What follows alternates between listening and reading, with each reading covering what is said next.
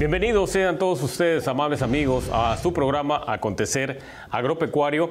Y el tema del día para nuestro programa es nuevos enfoques en el control de parásitos que afectan a los animales domésticos. Y para ello contamos con la presencia del maestro en ciencias, Pablo Medina Pérez. Bienvenido, maestro. Muchas gracias, es un placer estar con ustedes. Muy bien, el maestro Pablo Medina tiene una maestría en ciencias en producción agropecuaria. Además es médico veterinario, zootecnista y profesor investigador del programa educativo de medicina veterinaria y zootecnia de la División Académica de Ciencias Agropecuarias de nuestra alma mater. Además es profesor de la asignatura Producción Pecuaria del programa educativo de posgrado, maestría en agronegocios de esta misma división académica. Es autor y coautor de diversos artículos científicos publicados en revistas internacionales, además de haber sido ponente de diversos trabajos en eventos nacionales e internacionales. También es responsable del laboratorio de parasitología de esta División Académica de Ciencias Agropecuarias. Es un médico veterinario autorizado en el área de unidades de producción de rumiantes por la SAGARPA a través de la SENASICA del Servicio Nacional de Sanidad e Inocuidad y Calidad Agroalimentaria. Además es miembro de la Asociación Mexicana de Parasitólogos Veterinarios, la AMPAVE, Asociación Civil. También es miembro de la Red de Investigación e Innovación Tecnológica para la Ganadería Bovina Tropical, Red GATRO, y también miembro del Colegio de Médicos Veterinarios de Tabasco, Asociación Civil. Maestro, es un placer que esté con nosotros. Y bueno, para entrar de lleno a nuestro tema del día, ¿cuáles son los parásitos que afectan a los animales en las unidades de producción? Muy bien, pues tenemos diferentes tipos de parásitos, ¿no? Pues antes que nada también creo que es conveniente describir o especificar qué es un parásito, ¿no? Un parásito es un ser vivo que vive a expensas de otro organismo que normalmente es superior a él. Bajo esa supervivencia, pues el parásito busca obtener beneficios a costa de la salud del animal al cual normalmente le conocemos como hospedero. Básicamente tenemos diferentes tipos de parásitos. Por cuestiones prácticas los podemos dividir en parásitos endoparásitos que habitan dentro del organismo animal y parásitos que habitan en el exterior o también conocidos como ectoparásitos. Como representantes de estos dos grupos podemos encontrar dentro de los endoparásitos nematos gastrointestinales, fasciola hepática y algunos otros parásitos, por ejemplo, que afectan el pulmón, nematodos pulmonares. Y como representantes de los ectoparásitos podemos encontrar básicamente a las garrapatas, a los piojos y las moscas. Maestro, una vez que usted ha definido perfectamente el concepto de parásito y una clasificación general, ¿qué le parece si vamos a nuestra sección de Vox Populi? Vamos a ver qué nos dicen nuestra gente con respecto a la pregunta de qué tipo de parásitos conoce, y regresamos a Acontecer Agropecuario.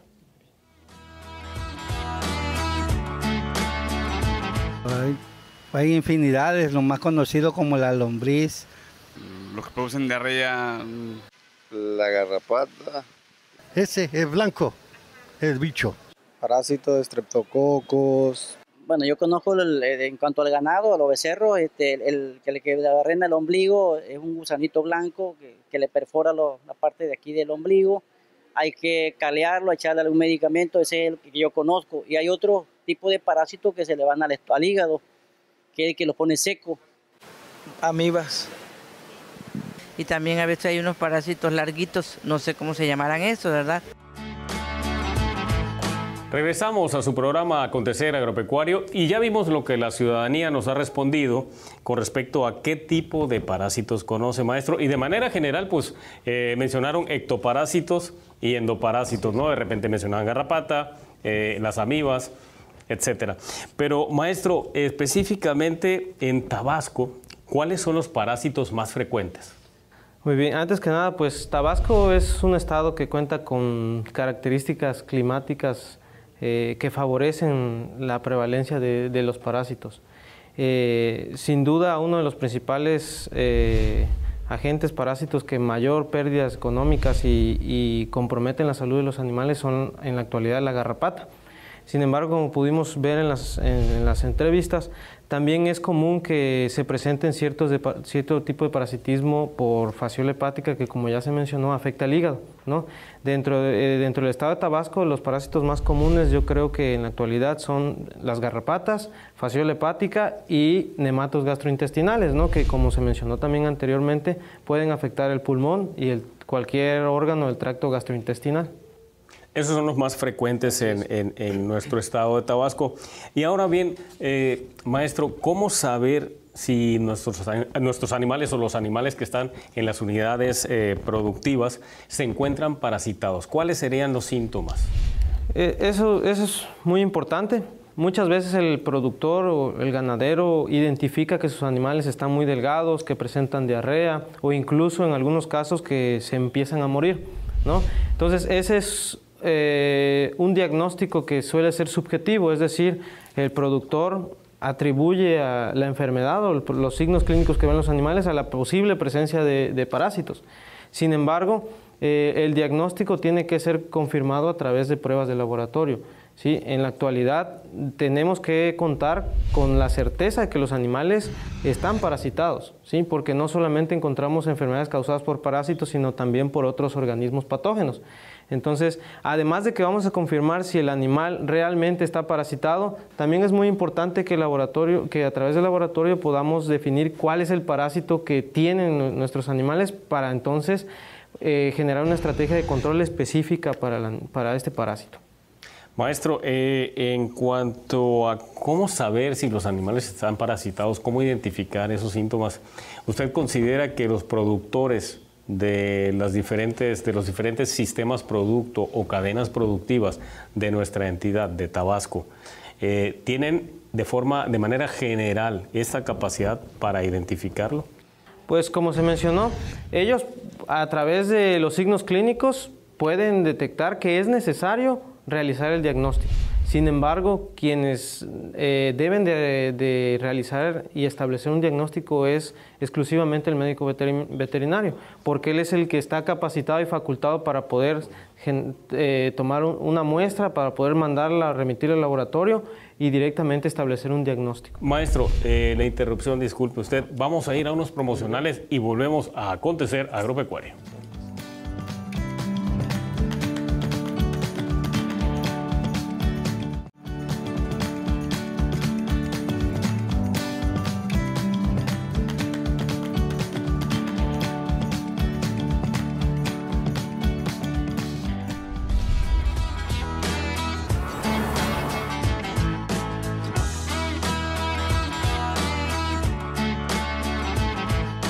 Bueno, pierden el peso, se ponen muy delgados, muy flacos. ¿Por qué? Porque el parásito en el hígado se le va chupando la sangre y lo que comen, de cuenta que no le llega ni a los intestinos. Pues quizás vómito, quizás furia, no sé, inclusive hasta rabia, ¿no? Puede ser también lo que puede provocar o lo que puede uno ver en el animal. O empiezan con diarrea o se van adelgazando, se le ponen sus pies secos. Se pone flaco el ganado. Obra aguadito como sanguinoliento. Y en la gallina pues es la tos. Se le pone el pelo hirsuto, básicamente, y en algunos casos ya graves, diarreas. Estamos de vuelta en Acontecer Agropecuario, amigos, y escuchamos de nuestra sección Vox Populi lo que la ciudadanía opina o compartió con nosotros, maestro, con respecto a cuáles son los síntomas que ellos identifican en los animales que creen que tienen esta situación, este problema de parásitos. Y llamó la atención en una de las respuestas el término hirsuto. Maestro, por favor, ilústrenos con respecto a este término. ¿A qué se refiere? Okay. Normalmente el productor, incluso el médico veterinario, hace referencia a un signo clínico que se le conoce como hirsutismo o pelo hirsuto, en el cual el pelo pierde sus características normales y podemos observar que el animal presenta un pelo erizado, opaco y quebradizo.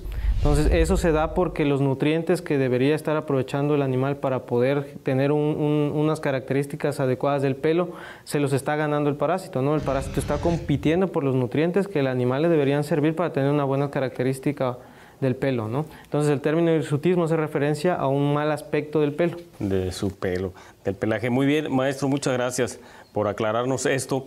Y bueno, ¿y en dónde y quiénes pueden realizar el diagnóstico de los parásitos? Muy bien, como se mencionó, el diagnóstico tiene que ser realizado exclusivamente por un médico veterinario zootecnista.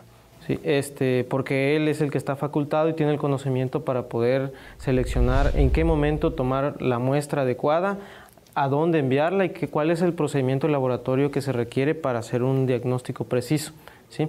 Además de que él sabe cómo interpretar los resultados que el laboratorio extienda.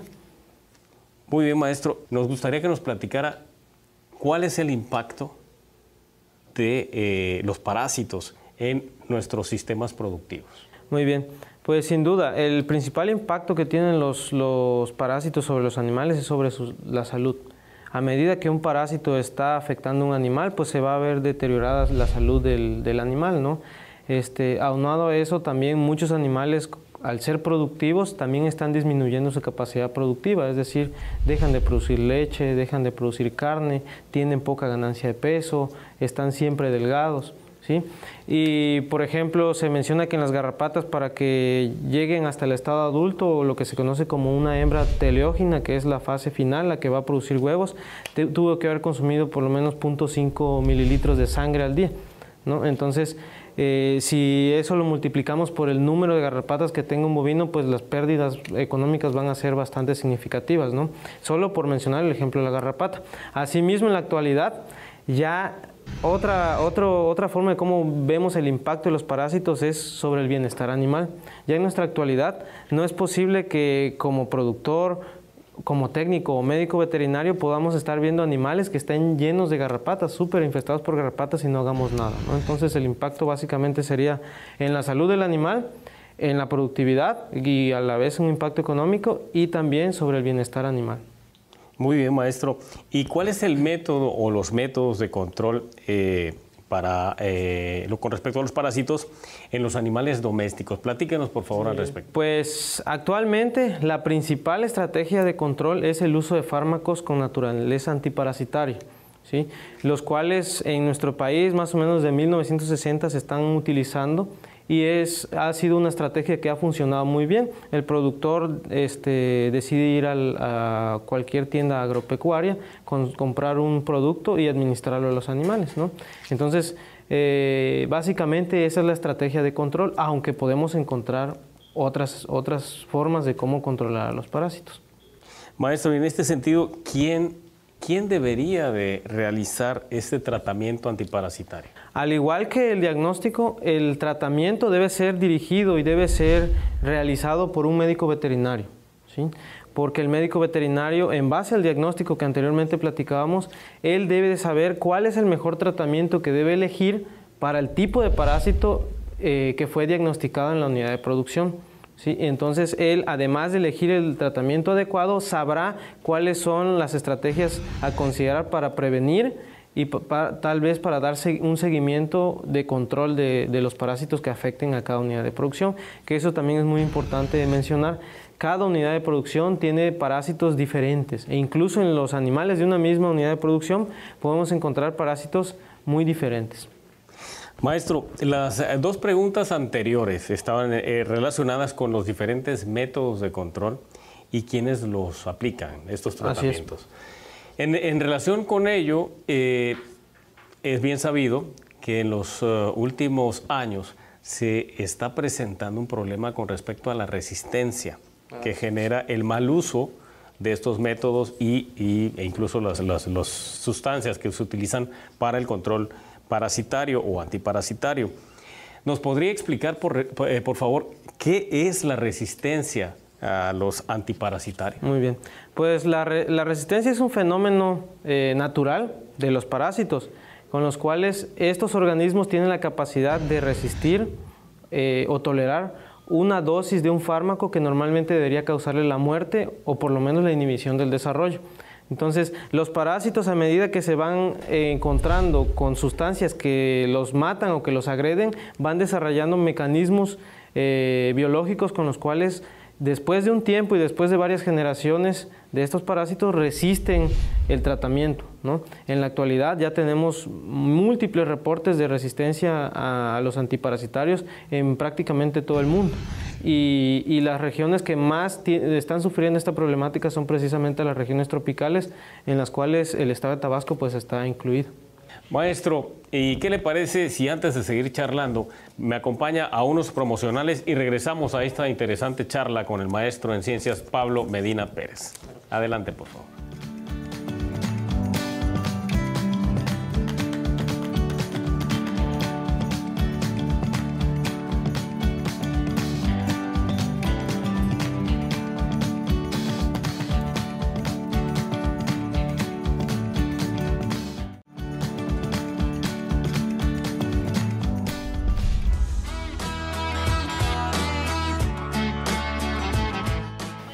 Yo creo que ahí es un mal control por parte de la Secretaría de Salud, que no está revisando la elaboración de sus productos, o simplemente el laboratorio que los elabora no tiene autorización o lo hace de manera, digamos, bajo el agua, ¿no? Por llamarlo así. Bueno, eso sí afecta.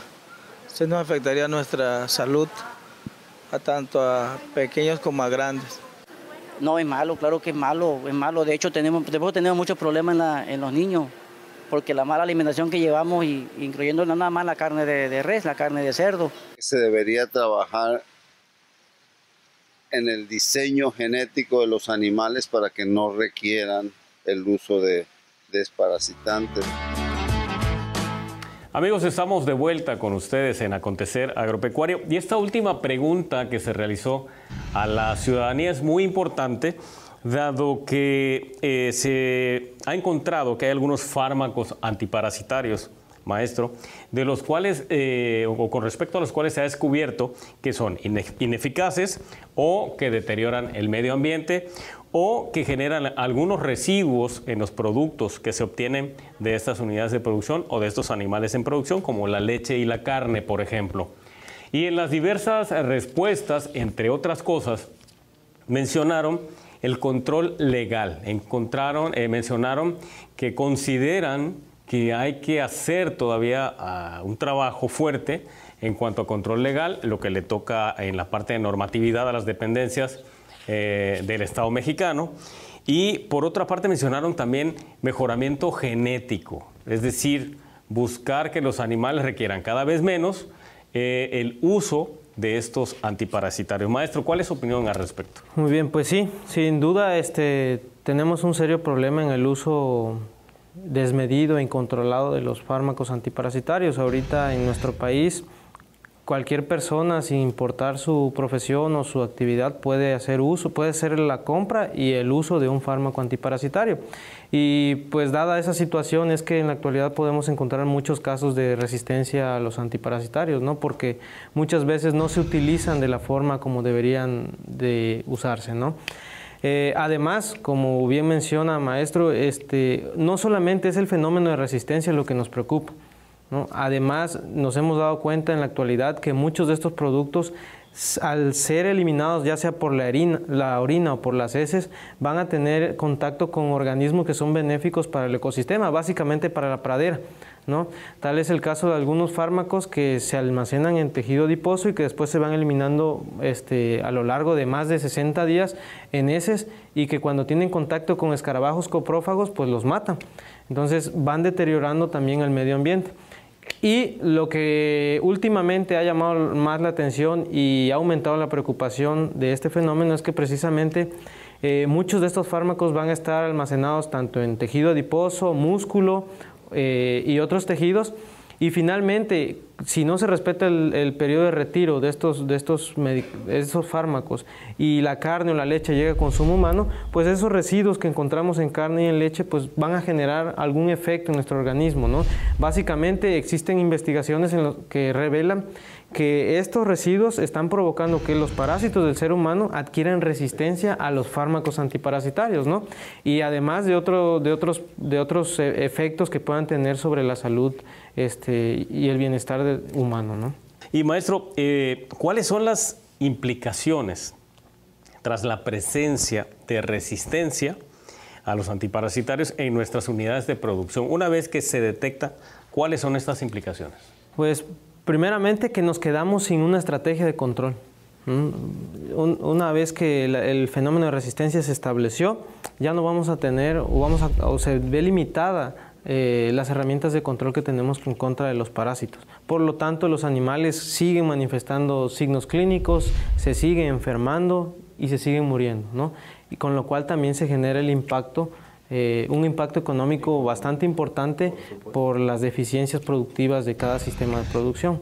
Entonces, ese es el impacto primario del fenómeno, de la presencia del fenómeno de resistencia. Pero además hablábamos de las implicaciones ambientales y a la salud pública, ¿no? Entonces, realmente es un fenómeno que en la actualidad está cobrando mucha relevancia porque tiene varias vertientes por las cuales tenemos que ir nosotros los médicos veterinarios ir buscando alternativas para ir resolviendo esta problemática. En cuanto a esas alternativas que acaba de comentar, maestro, ¿existen alternativas para el control de parásitos considerando todo lo anterior? Sí, desde luego. Existen muchas alternativas y básicamente las podemos clasificar en alternativas de control de parásitos que van a actuar sobre los estadios libres de los parásitos, es decir, en el medio ambiente, y algunas estrategias que van a controlar los parásitos dentro del animal. O sea, las estrategias del medio ambiente o que afectan a los parásitos del medio ambiente, básicamente tenemos el control de pastoreo, ¿no? La rotación de potreros y estrategias de pastoreo con las cuales se disminuya la presencia de parásitos en el animal. Y las más comunes o las que más se han estado investigando son las que van a buscar que los parásitos que están en el animal pues se mueran. Se ha buscado el uso de plantas que tienen efecto tanto nutracéutico como terapéutico, es decir, que les proveen al animal buena cantidad y calidad nutricional que de esa forma le permita mantenerse, aún con parásitos, en buenas condiciones. Y la otra es que en el país pues sabemos que existen estudios sobre diversas plantas que tienen actividad contra los parásitos, ¿no? Que también se ha explotado esa línea. Maestro, ya para ir cerrando, para ir concluyendo, ¿cuáles serían las recomendaciones de usted para tener un mejor control de los parásitos que afectan a nuestros animales domésticos? Primero, considero que es importante entender el proceso de la relación entre el parásito, los animales y ahora el ser humano, ¿no? En los cuales nosotros estamos buscando obtener provechos de los animales. Tenemos que entender que el parasitismo es una relación natural, milenaria, que incluso existe antes de que el ser humano haya domesticado a los animales. Entonces, en base a eso tenemos que aprender a convivir con los parásitos, saber cómo y en qué momento administrar un fármaco para controlar la población de parásitos, ¿no? Pero básicamente es entender el proceso de la enfermedad. Maestro, agradecemos mucho su presencia en este programa y esperamos que esté nuevamente con nosotros, pero por hoy es todo en su programa Acontecer Agropecuario. Hasta la próxima, amigos, y muchas gracias de nueva cuenta, maestro. Gracias a usted. Hasta pronto.